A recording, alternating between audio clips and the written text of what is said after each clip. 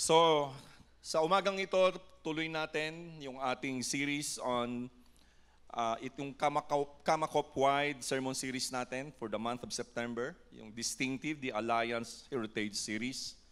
Alam natin na ginawa natin itong series na to, ginagawa natin yung series na to every September for us to be reminded of our identity. Okay? So I hope that for the past 3 Sundays, lahat tayo were able to relearn again and so dig deeper and farther back into our history as a denomination, as a movement, and our identity as a church, and of course, as our identity as a Christian or as a follower of the Lord Jesus Christ. Now, meron dalawang logo, no? Reminder para sa atin. There are 2 logos na nagre-represent ng Alliance Distinctives. Pakita natin yung logo, please.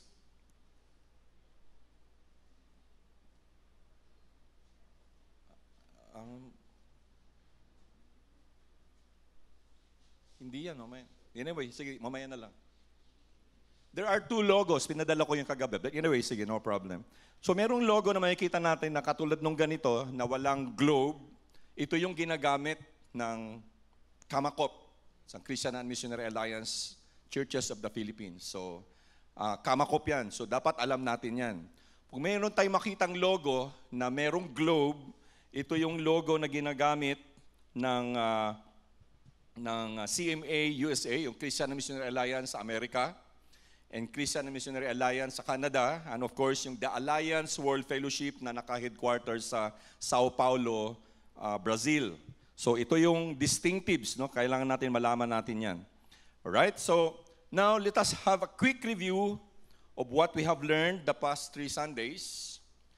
Si Dr. Paul King, dating CMA pastor, retired CMA pastor, at isa sa mga theologians ng Christian and Missionary Alliance, sumulat siya at kanyang sinabi na si A.B. Simpson, hindi siya systematic na theologian or in the academic sense, hindi siya gumagamit ng academic terminologies about theology. Hindi niya sinisystematize ang theology. Para sa kanya, dapat ang lahat ng theology has to relate to life. Kaya yung ano sa atin is always the deeper life. Okay? So si A.B. Simpson, yung founder ng Christian Missionary Alliance, is a practical biblical theologian. Hindi siya interested sa abstract concepts. Di ba? Naalala nyo? But ang para sa kanya is yung concrete application ng theology sa Christian living while nandito tayo sa mundo. Although he still believes the ideal, okay? Pero mas nire-recognize niya yung realidad, the living. So it is with this mindset that the Alliance Distinctives came about. Okay? Para kay Dr. A.B. Simpson, yung mga distinctives na to are non-negotiable. Para sa kanya, what we believe determines what we value. What we value determines how we live. Para sa kanya, what we believe determines what we value. What we value defines how we live. So, scripture-based core values. Ito yung key para sa successful na pamumuhay natin, no? Sa kingdom living o pamumuhay natin dito sa buong mundo. This distinctives is also known as the fourfold gospel. Ito yon, yung apat na image diyan. So, as a review, yung cross signifies that Jesus is our Savior. The name of Jesus has impacted lives around the world for more than 2,000 years. Whether we like it or not, His name has impacted many, many people. Siya ang tinatawag nating universal Savior. Universal Savior. Ang promise niya, whoever believes in Him shall not perish but have eternal life. Hindi lang siya universal Savior, kundi siya ang exclusive Savior. Sabi doon sa Acts chapter 4 verse 12, salvation is found in no one else, for there is no other name in heaven given to men by which we must be saved. Wala ni isa. Siya lang. Contrary sa mga belief, sa mga itinuturo ng iba o sa mga cultural, yung contemporary culture na merong maraming path papunta sa Panginoon or papunta sa God, Pero there is only one, that is only Jesus Christ. Sabi nga niya, di ba anong sabi ng Panginoong Hesus? I am the way, I am the truth, I am the life. No one comes to the Father except through me. Siya lang, hindi siya negotiable. So these are biblical core values. Next is yung laver. It represents that Jesus is our sanctifier. So, many Christians, nalaman natin ito nung nakang Sunday, karamihan sa atin or lahat tayo, alam natin yung promise of salvation. Pero, mangilan-ngilan lang ang nagkakaroon ng experience ng sanctifying work ng Panginoong Hesukristo dahil hindi natin naiintindihan yung sanctification work of the Lord Jesus Christ. So sa lahat ng mga hindi nakakaintindi, for those who doesn't understand about the sanctification of the Lord Jesus Christ and doesn't allow the Holy Spirit na ikontrolin yung kanilang mga buhay, merong negative na effect sa kanilang mga buhay. Ano yun? Unsuccessful struggle against sin. Lahat naman tayo nag-struggle sa kasalanan. Okay? Because that's our nature. Pero unsuccessful ang karamihan because we don't really acknowledge that the Lord Jesus Christ is working in our lives and we don't yield control to the Holy Spirit in our lives. Kaya, merong powerless sa ating mga buhay. We lack in power in life and ministry. Kaya, kulang sa saya, walang kasiyahan while they walk with Christ. No? Lack of joy in their walk with Christ. Okay? So, at the point na tayo ay naging born again, we become members of God's family. And then, we believe that the Lord Jesus Christ paid the price sa ating mga kasalanan. He died for us. So we were set apart from those who are not born again and are seen as holy because of what Christ has done. So today, sa umagang ito, titingnan natin yung picture which represents that Jesus is our healer. Okay? Jesus is our healer. Yung picture. So, we already have heard messages about the Lord Jesus Christ or His power to heal sicknesses. Lahat ng klase ng sicknesses. Marami na tayong narinig, marami na tayong mga patutuo dyan. Pero, ito ang problema. We don't know how to separate divine healing from the natural course of the human body to heal itself. Hindi natin yun, hindi tayo marunong mag-segregate or mag-identify. Because what the Lord Jesus Christ did was divine and supernatural. So kailangan matuto tayo on how to define yung divine healing from the natural healing course of the body, of the human body. Parang yung pag ikaw ay nasugatan, di mo naman kailangan ng gamot, minsan it will just heal. Because yung katawan natin, our body is designed to heal itself. That's the natural course of the human body to heal. But there is what we call divine healing. Okay? Supernatural. So, let's go back, balikan natin para ma-refresh tayo kung ano ba yung prophecy about the Lord Jesus Christ in His power to heal. So, let us all stand up. Tayo tayo mga kapatid. And then, sabay-sabay nating basahin yung Isaiah 53:4-5. Okay? Sabay nating basahin to. Isaiah chapter 53 verses 4-5. Okay? All together? Surely, He took up our pain and bore our suffering. Yet we considered Him punished by God, stricken by Him, and afflicted. But He was pierced for our transgressions, He was crushed for our iniquities. The punishment that brought us peace was on Him, and by His wounds we are healed.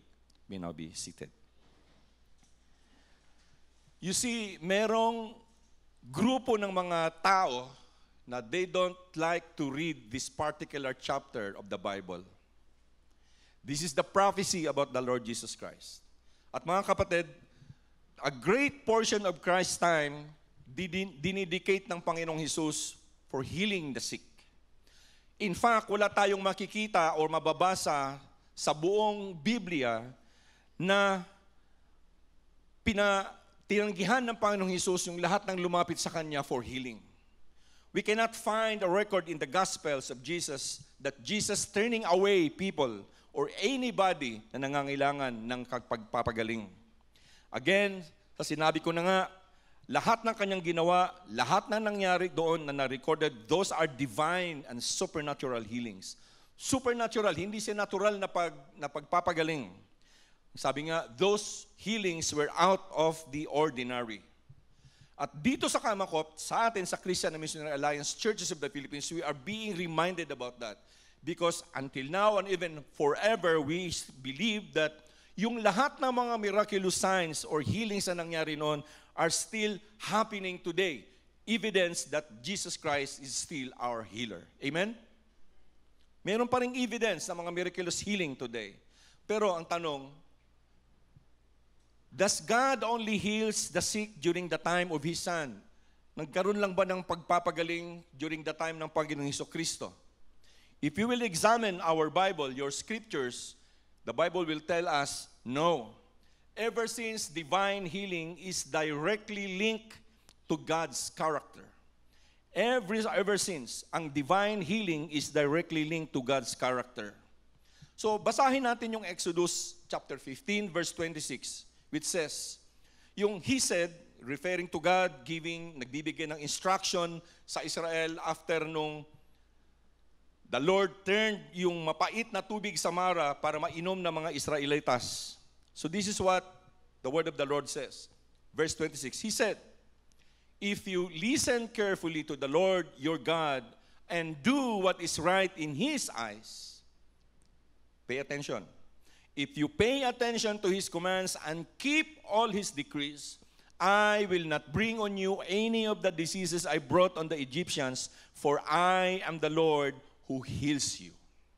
So alam natin na sa Sunday school to. For you na alam nyo ang Sunday school, alam nyo ang scriptures, alam natin ilang diseases yung pinadala ng Panginoon Diyos kay Pharaoh sa Egypt. Ilan? Assignment nyo yan.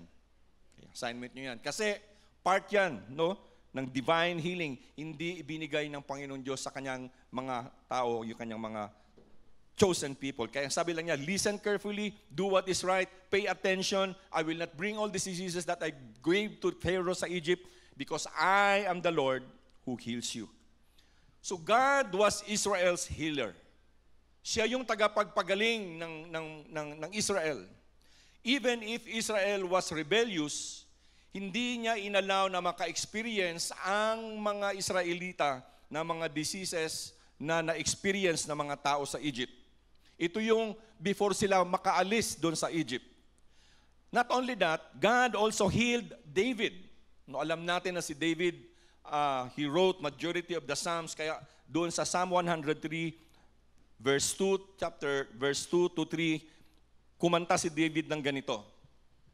Praise the Lord, my soul, and forget not His benefits. Psalm 103, verse 2 to 3.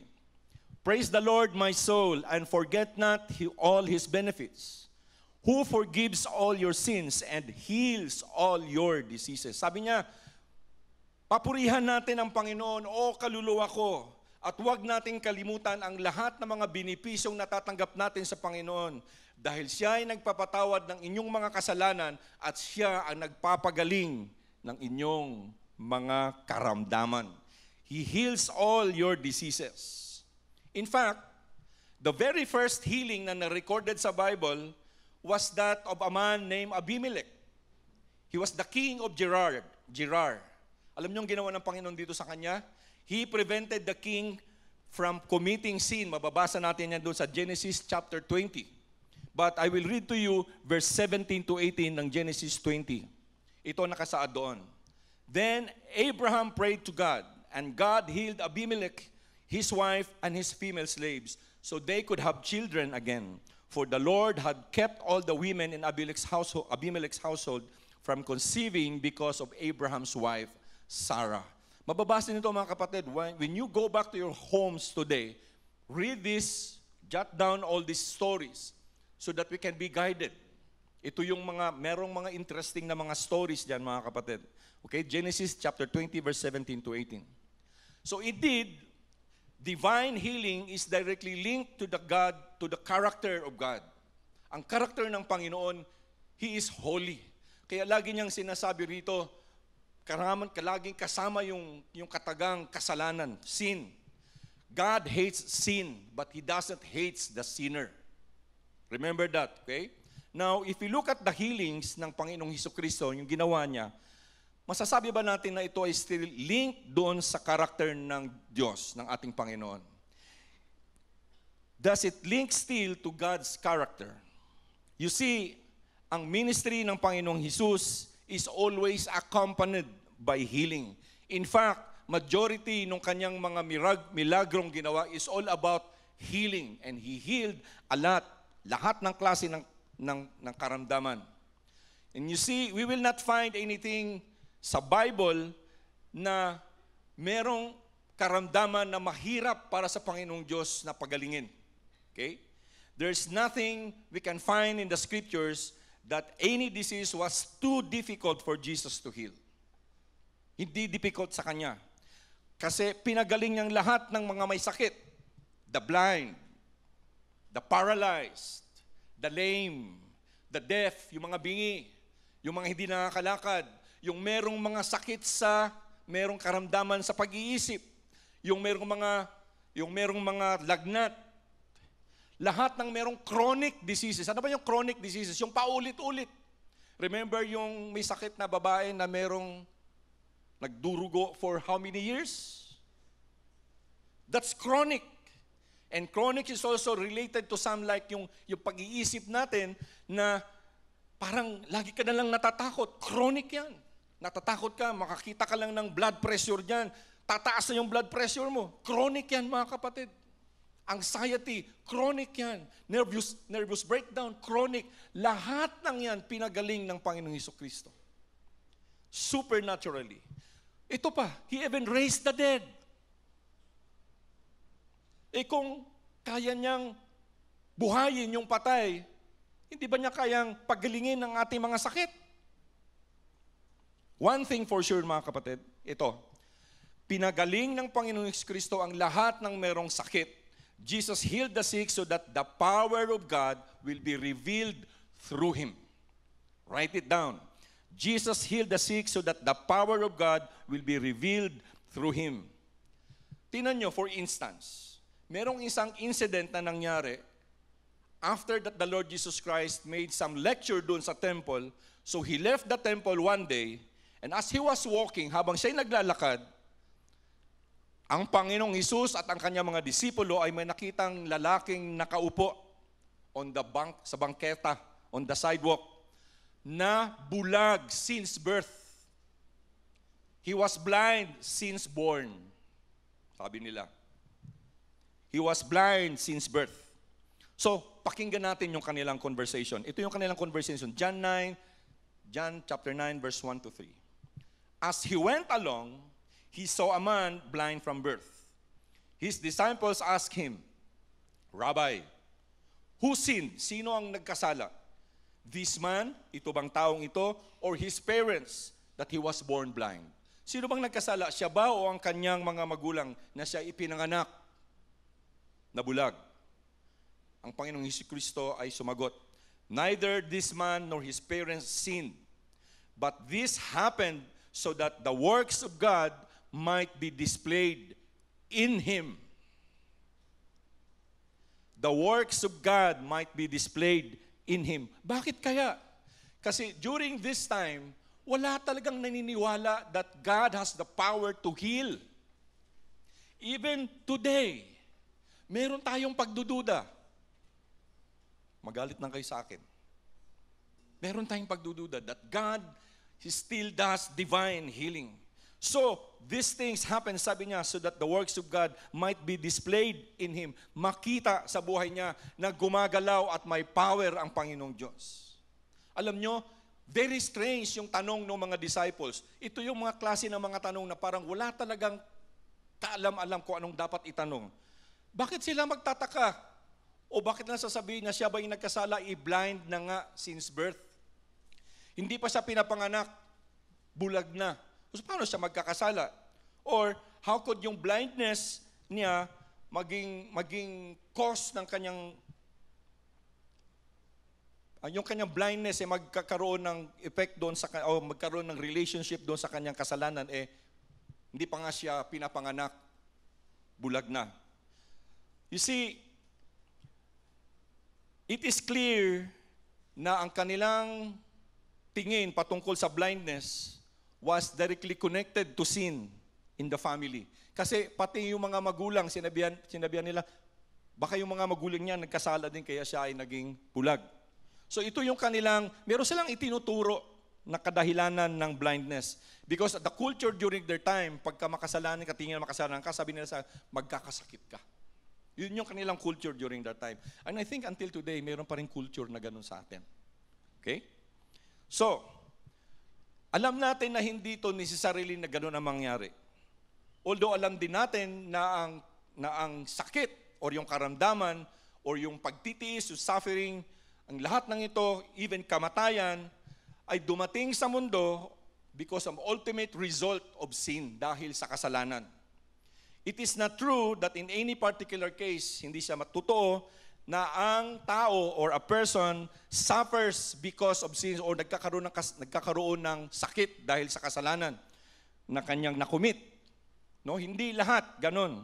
Although exemption yung nangyari sa kapatid ni Moses na ang pangalan ay si Miriam. Nasa Sunday school din natin ito mga kapatid. If you're reading your scriptures, we know that Miriam became leprous.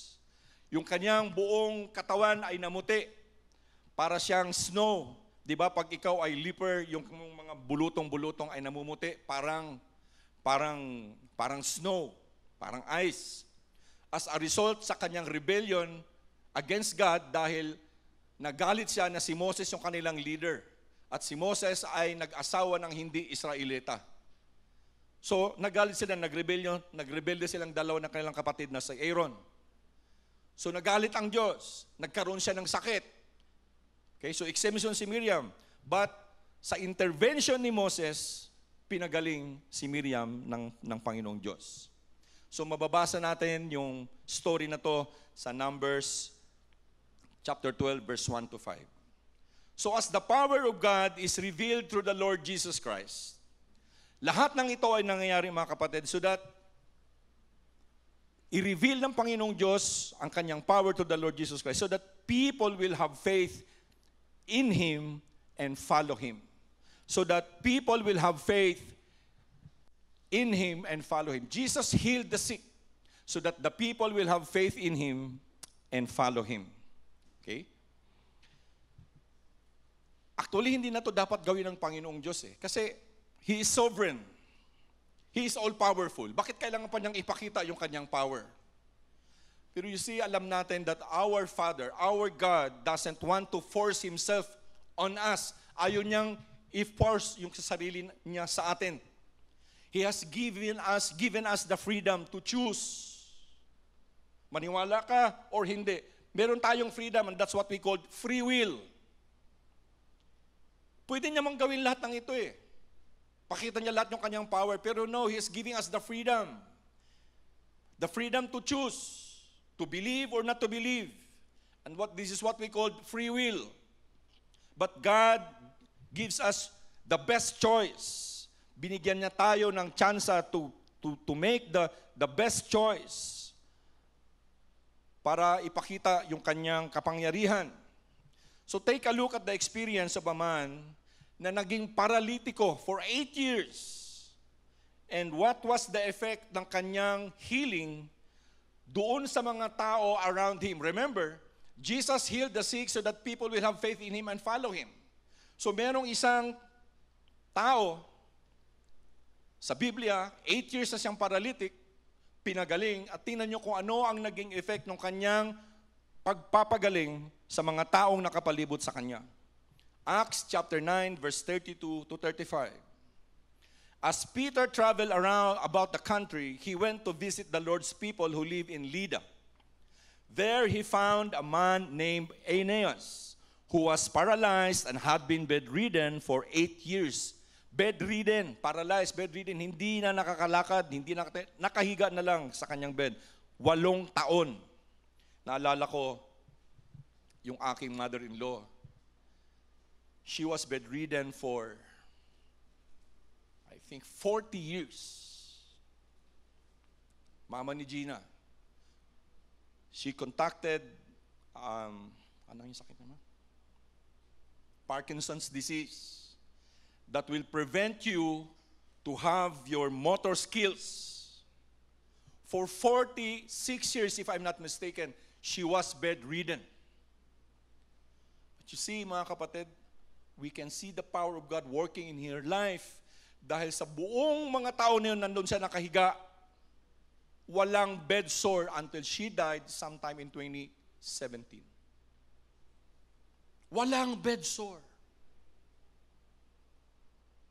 God's grace, that's miraculous. Although she was paralyzed, but maliban sa lahat ng yun, wala siyang ibang sakit.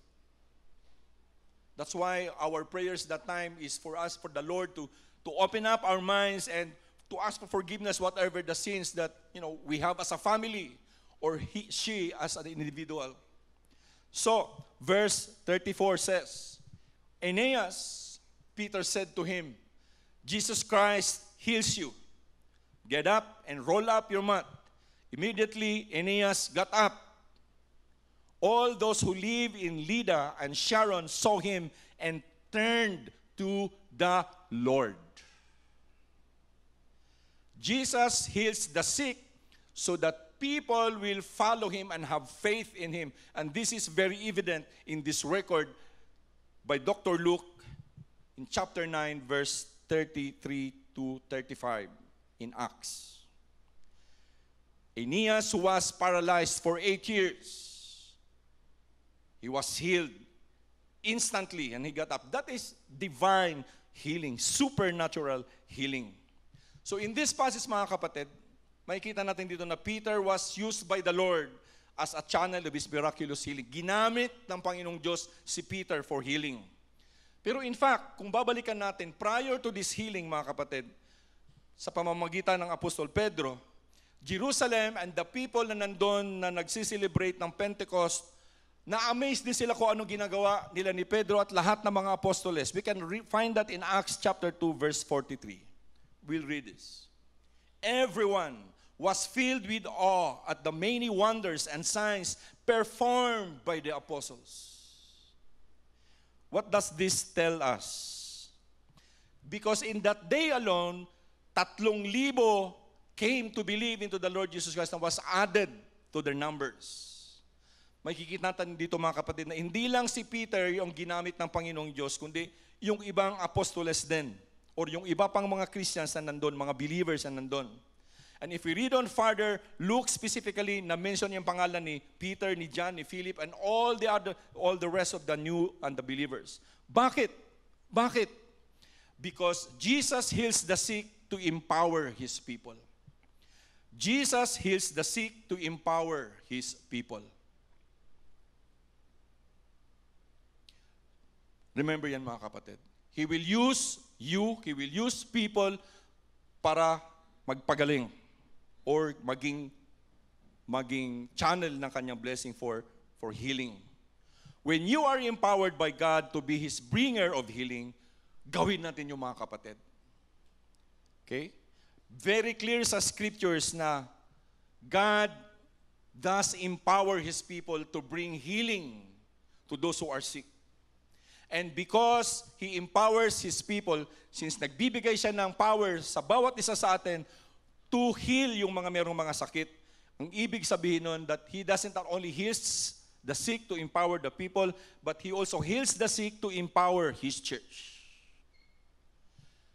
Empower the people and to empower His church. Tayo yun. To empower us. Alam nyo, lagi nyo naman itong naririnig, ang Panginoong Diyos ay nagbibigay ng gifts. He gives gifts to each one of us. And lahat ng mga gifts na to is a portion to each one of us by the Holy Spirit. Binigay sa atin ng banal na Espiritu. Bawat isa sa atin ay meron nito.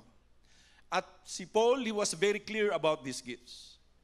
He said na kung ang mga gifts na to ay nagmamanifest sa church, ito ay gagamitin dapat para sa common good.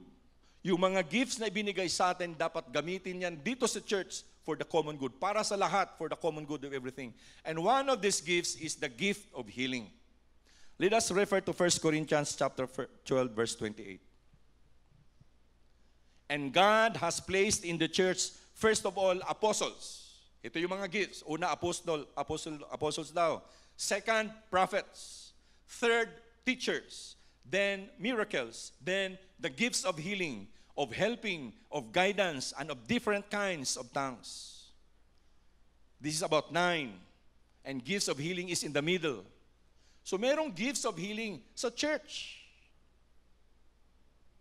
So ito yung ating dapat na ma-discover, whatever those gifts that we have, especially on healing. Si Apostle James, alam nyo, he's the brother of the Lord Jesus Christ. Meron siyang practical application to this gift of healing. Meron siyang practical application on how to discover this gift of healing. Practical application. So, basahin natin yan sa James chapter 5, verse 14 to 15a. This is what the word of the Lord says. Is anyone among you sick? Sabi ni Apostle James. Let them call the elders of the church to pray over them and anoint them with oil in the name of the Lord. And the prayer offered in faith will make the sick person well. Our gift of healing will not be discovered if we don't know how to pray. In this particular verse, the elders of the church is talagang singled out. Or the servants of the church, hindi lang elders, but I would say, dito sa atin CMT, yung church ministry team, we should know how to pray for healing. Tayo ba, pagka merong tayo nare-receive na text, please pray for me because I'll be going to the whatever, do we pray?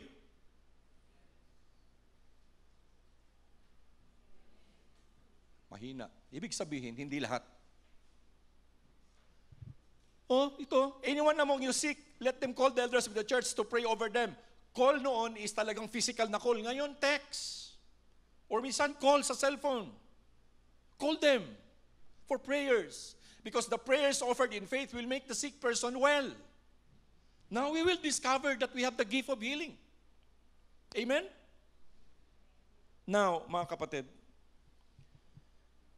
merong warning dito sa atin.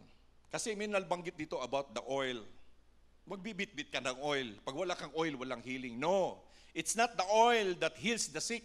It's the power of the Lord Jesus Christ through prayer. The power of the Lord Jesus Christ that heals the sick through the fervent prayer of a church. Particularly the prayers of the elders of the church or yung mga nagsiserve sa iglesia. Elders, deacons, deaconesses, secretary, treasurer, ano pa, lahat ng mga nandyan. Lahat tayo. Lahat tayo. The Apostle James, pero hindi siya tumigil dito. Meron tong karugtong.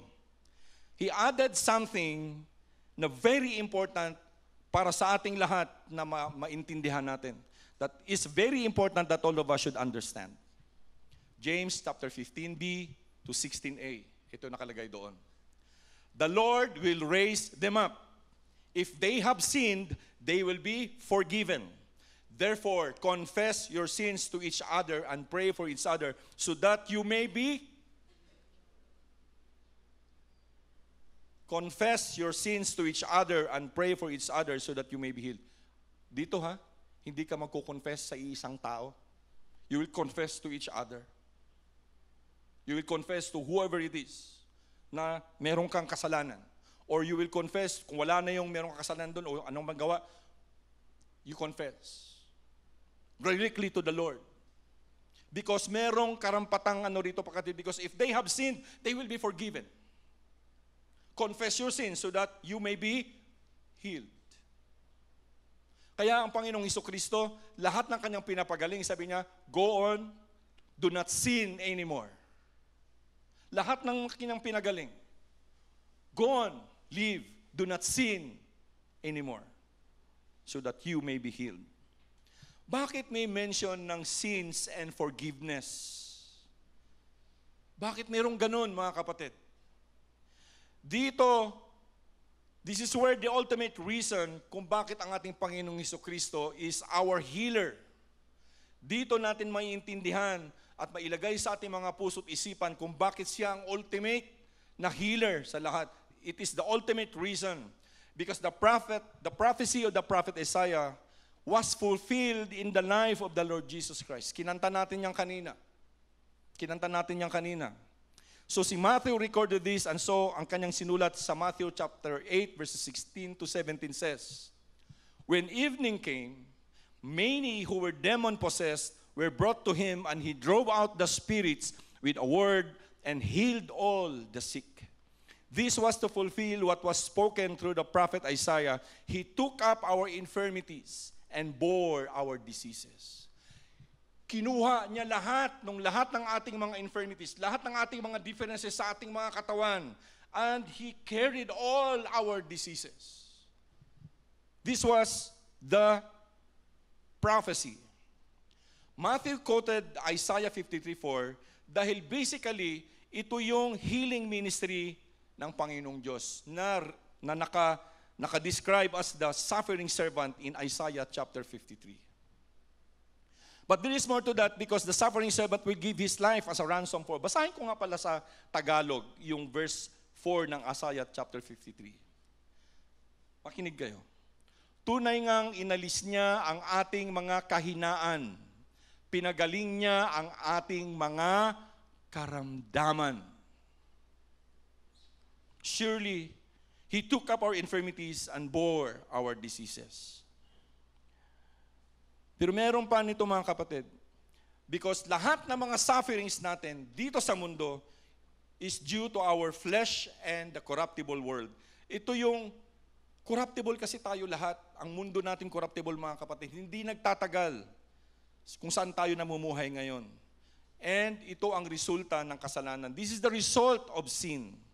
The penalty for the sin, the consequences of Adam's sin, in Romans 3:23 says, "For all have sinned and fall short of the glory of God." Lahat nagkasala and fall short of the glory of God. Walang ni isa sa atin na walang kasalanan. Okay? That is not to say na bawat tao na merong suffering na physical pain ay pinaparusahan ng Diyos. Pero ang Biblia nagsasabi, when Adam sinned, death with all its corruption entered into the world. Nung nagkaroon ng kasalanan sa buhay ni Adan at saka ni Eva, ang mundo ay naging corrupted at nagkaroon ng imperfection sa world. When Adam and Eve bore children, nung nagkaroon sila ng mga anak, lahat ng mga corruption na yun was inherited from their parents' sinful nature. And so yung sin nature natin with all that it entails was passed on down to the entire Roman race. Lahat ng yan. Pero maraming hindi naniniwala doon. Pero sa atin, it is very clear in the Bible that sin has corrupted everybody. Corrupted even until now and even up to the future. Mawawala lang yung corruption when the Lord Jesus Christ will come. Next Sunday, ito yung magiging topic, Christ, the coming King. So ano bang sinulat doon sa Romans chapter 5, verse 12? Sabi doon, "Therefore, just as sin entered the world through one man, and death through sin, and in this way, death came to all people because all sinned.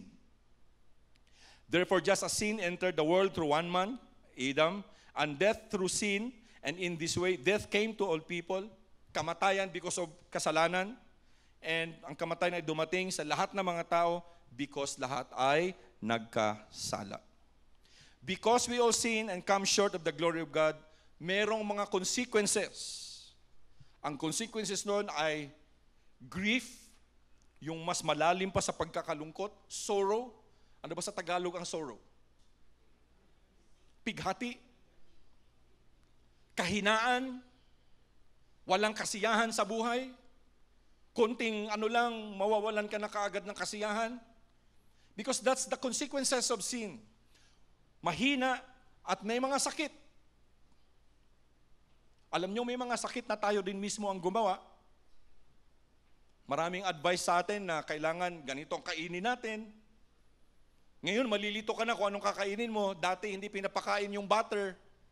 Pero ngayon, namnamin mo yung butter. Huwag mo lang daw sasabayan ng starch. Because good fat daw yun. Nalilito na ako. Noong dati, huwag kang kumain ng red meat.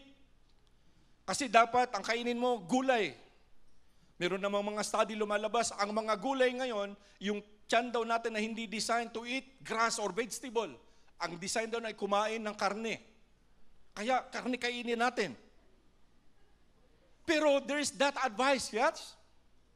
For us to watch our health. But we don't discipline ourselves. So what is that? Is that sin or not? We are advised not to just sit down in our chair, to walk and exercise and all these things. Pero hindi natin ginagawa. Kaya ang sabi nga doon sa Exodus chapter 25 verse 12, pay attention, listen. We bear the consequences of sins. Okay? Ito ang sinabi ng prophet Isaiah sa chapter 53 verse 5. But he was pierced for our transgressions. He was crushed for our iniquities. The punishment that brought us peace was on him, and by his wounds we are healed. Sa Tagalog, ito ang nakasabi. Ngunit dahil sa ating mga kasalanan, kaya siya nasugatan.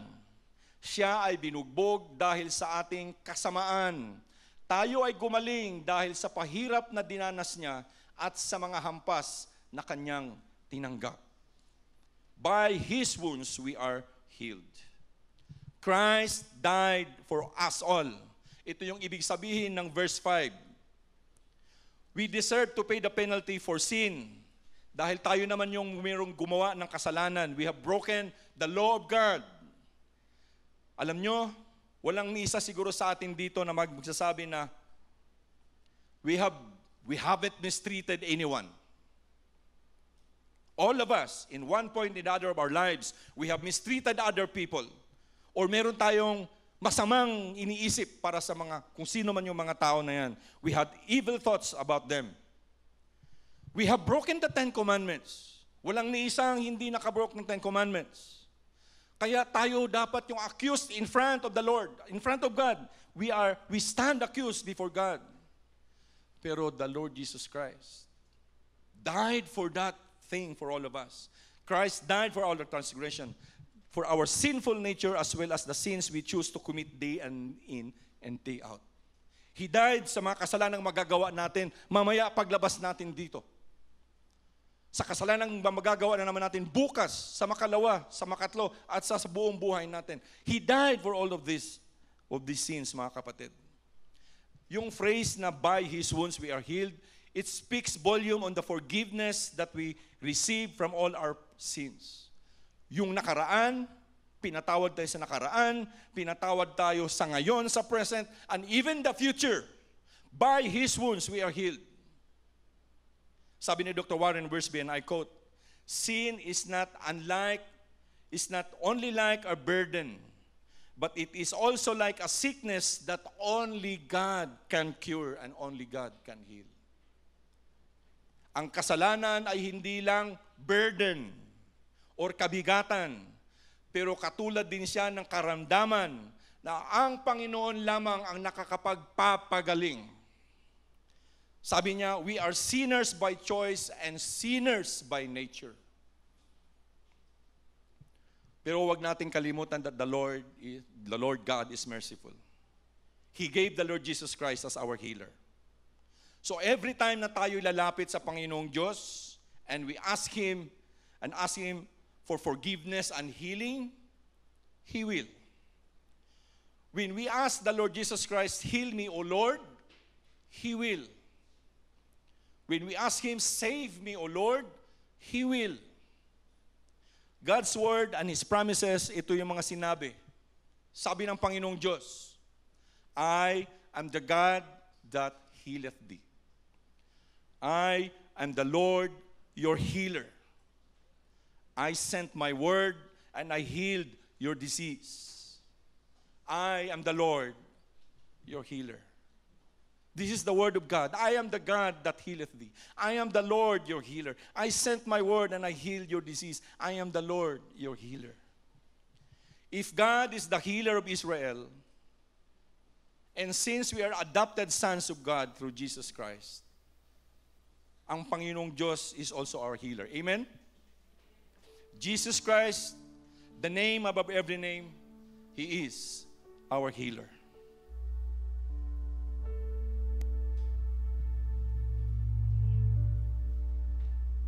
Hallelujah. As a response to the Lord's message. Let's sing this song. You may sing this in your seats.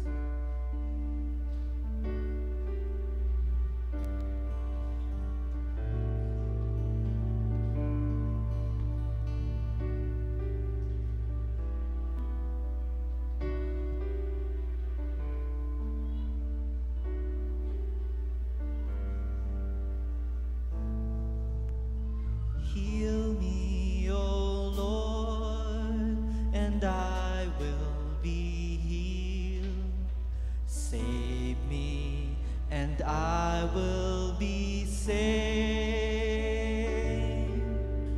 Heal me, O Lord, and I will be healed.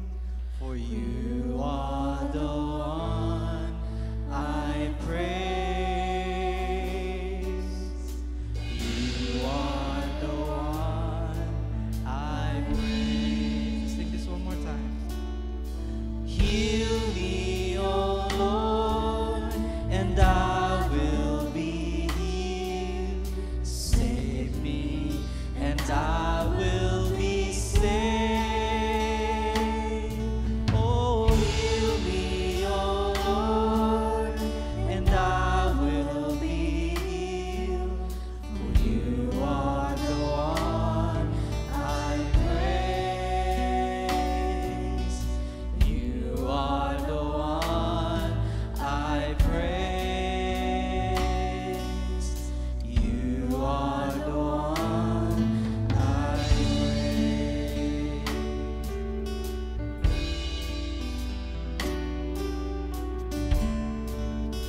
You are the one I praise. You are the one. You are the one.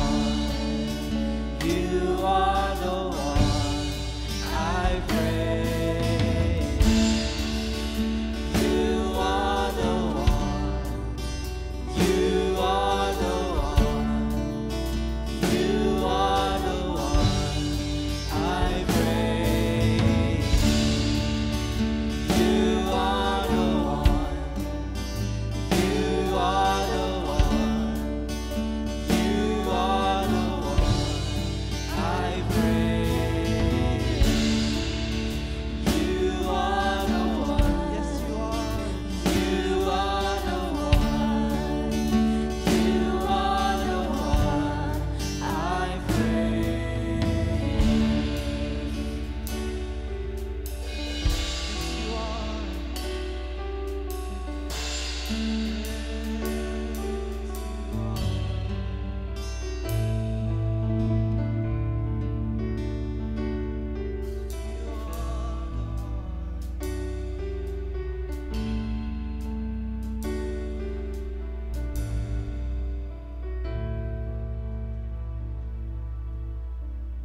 I am the God that healeth thee.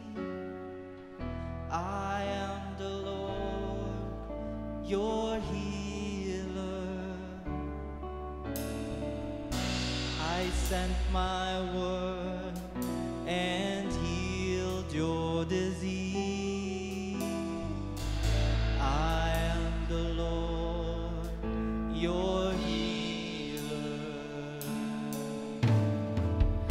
I am the God that healeth thee. I am the Lord, your healer. I sent my word and healed your disease. I am the Lord, your healer.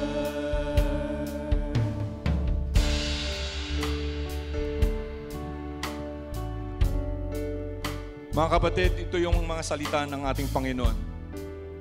This is His promise. And He is a healing God.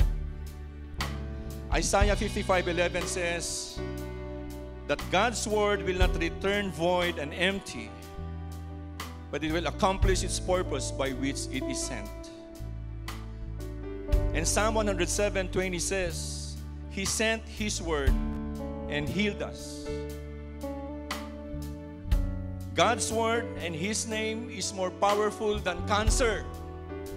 Ang mga salita at ang pangalan ng Panginoong Diyos ay mas makapangyarihan sa mga sakit, mas makapangyarihan sa mga heart disease, mas makapangyarihan sa ating anxiety, mas makapangyarihan sa ating mga duda, mas makapangyarihan sa lahat ng ating mga iniisip, and any disease that you can name.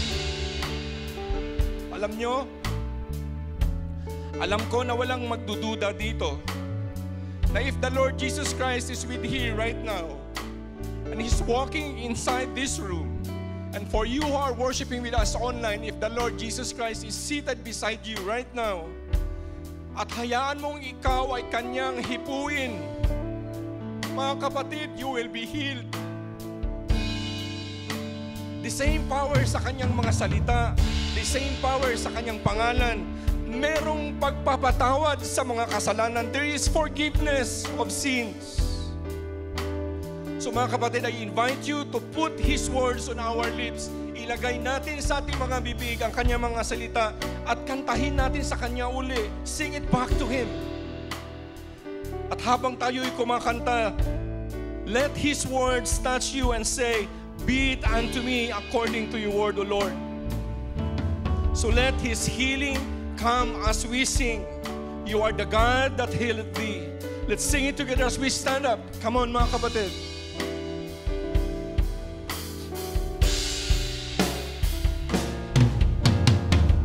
You are the God that healeth thee.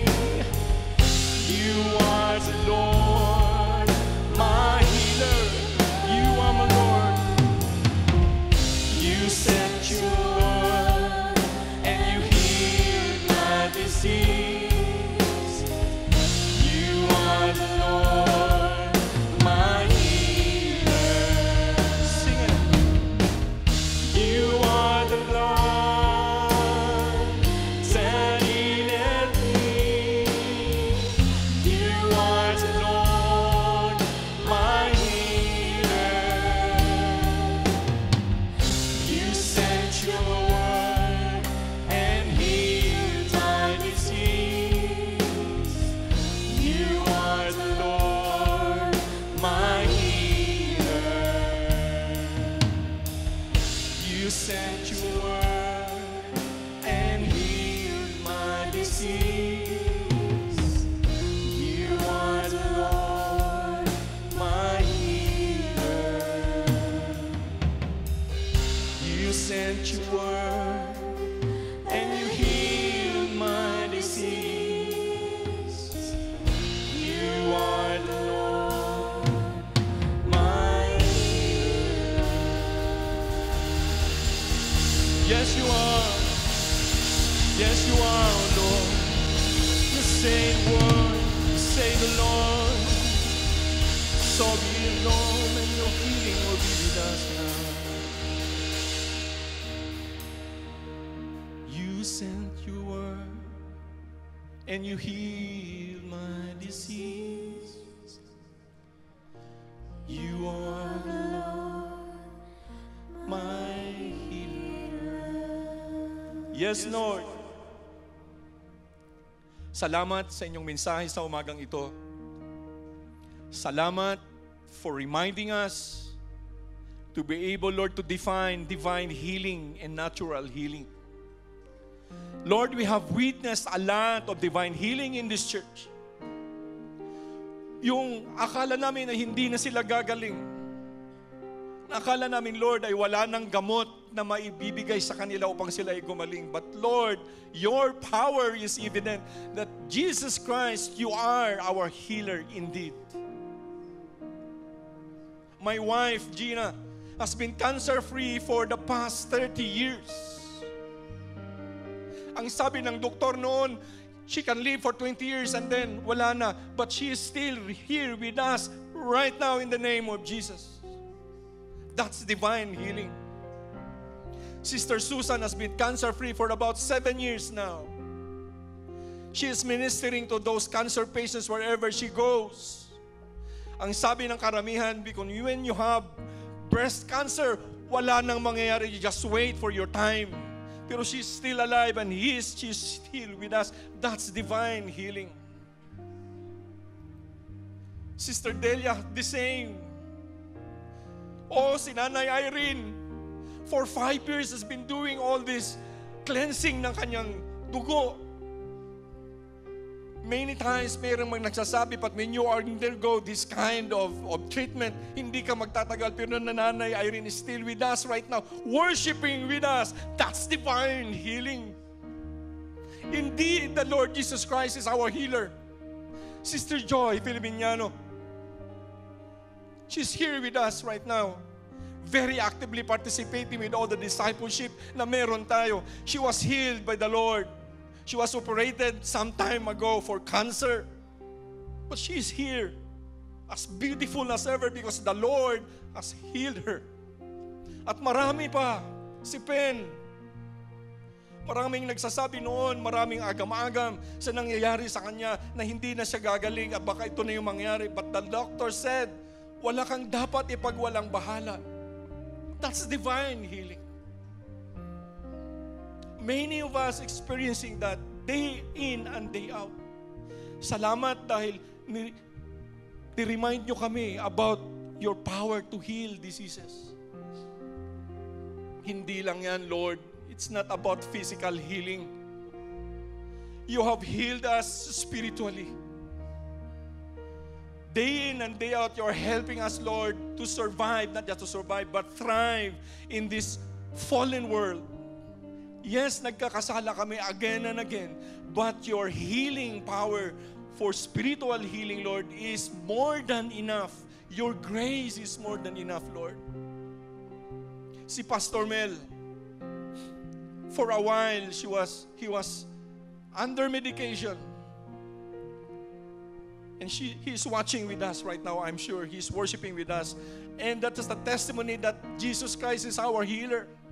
Ngayon, wala na siyang maintenance na tinitake si Pastor Mel. Because God and the Lord Jesus Christ has healed him. Many of us, we can witness the supernatural healing of the Lord Jesus Christ. And that's what Jesus Christ is, our Savior. He's our sanctifier. He is our healer. Today, we have heard, mga kapatid,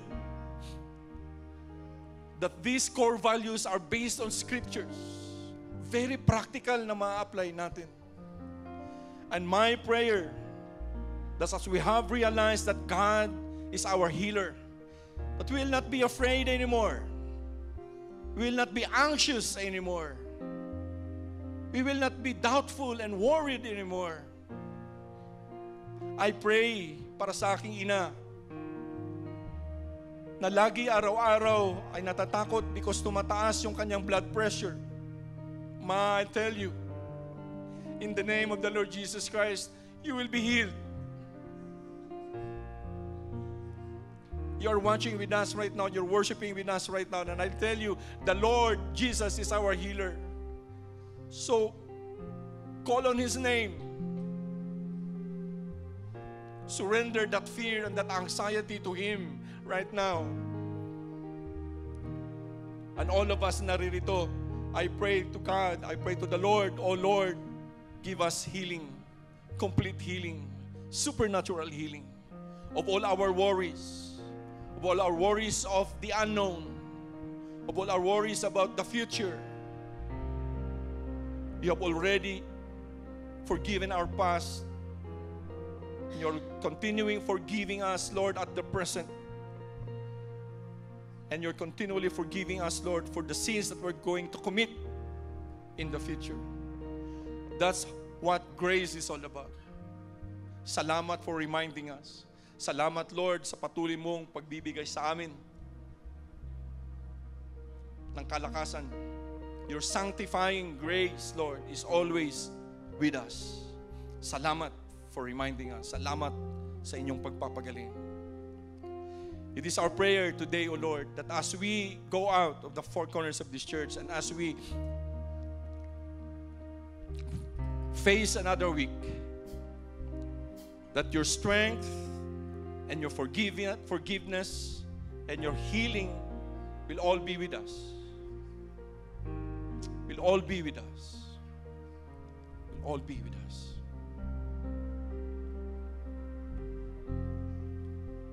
Brothers and sisters, receive the healing that comes from our Father, God the Father. Receive the grace that comes from our Lord Jesus Christ. And have the comforting presence of the Holy Spirit all the days of our lives. This is our prayer in Jesus' name. And everybody will say, Amen and Amen. Palakpakan natin ang Panginoon.